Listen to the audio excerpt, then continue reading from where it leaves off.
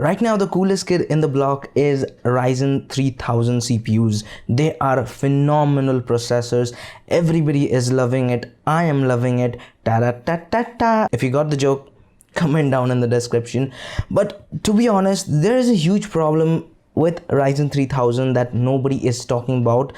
And in this video, I'm going to reveal the secret. So if you want to know more about that, watch the video till the end and don't forget to subscribe to my channel.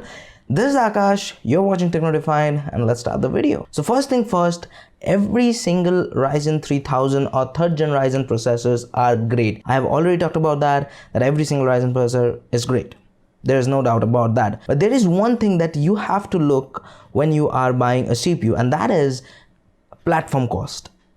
What do I mean by that? Well, let's think about the Ryzen 3000 or Ryzen 2000 or heck, even Intel's CPUs. All of those CPUs have one thing common in them, and that is a platform cost. So what is this platform cost? So the platform cost is very simple.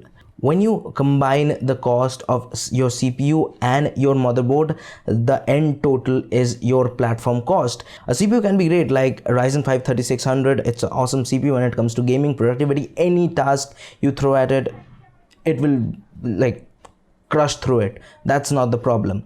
But the problem is, if you want to pair that Ryzen 5 3600, you have to buy a X570 motherboard. And some of you guys may ask me that, what you're talking about?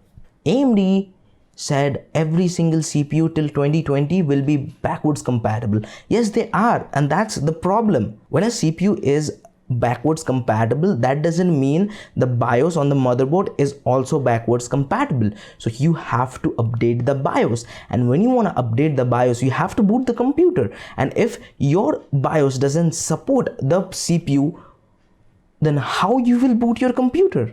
But there is a solution that AMD is giving us, and that is they will give you a CPU on loan, Athlon 200G. I think that's the CPU they will give you. Then you can flash your BIOS, then you can send that CPU back to AMD. But to get that CPU, you have to buy a Ryzen 3rd gen processor. You have to send something, I think the purchase number or ID number.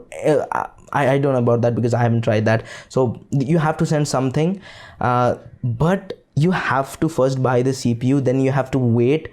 It depends on your region how much you have to wait.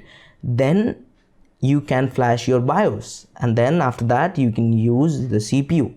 So it's a long process, but some ASUS and MSI's motherboards are supporting that flashback BIOS thing, where you don't need a CPU to update your BIOS, but it's a very limited number, and only 2 companies is offering you that process. So I will link down a Reddit post. You can go check it out. There will be all the motherboard listed who support that feature. But that's the problem, guys. If you want to buy a Ryzen 3000 CPU, go for it. I highly suggest you. But remember one thing, you have to go through a hectic process. So it's on you, but I think AMD will launch their B550 motherboard very soon. So if you can wait for the B550 motherboards, because they will cost you less. They can give you most of the same feature. I think most of the B550 motherboards will ship with a PCI Gen 4 capabilities. So if you are looking out for that, you can get those also and all the new features. So if you find this video informative, why don't subscribe to my channel and hitting the like button. And if you want to share this video, do it. It's totally free. And this is Akash, and I will see you guys very soon.